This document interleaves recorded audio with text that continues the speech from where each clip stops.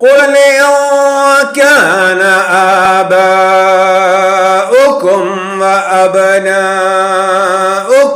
وإخوانكم وأزواجكم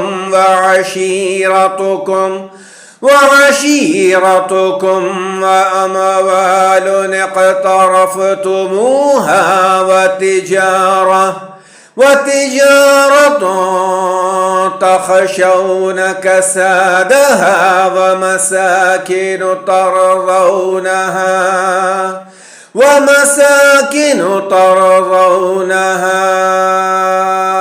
أحب إليكم من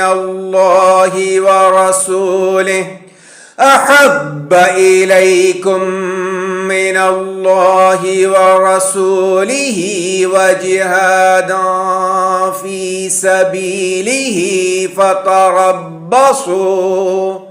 فتربصوا حتى يأتي الله بأمره والله لا يهدي القوم الفاسقين.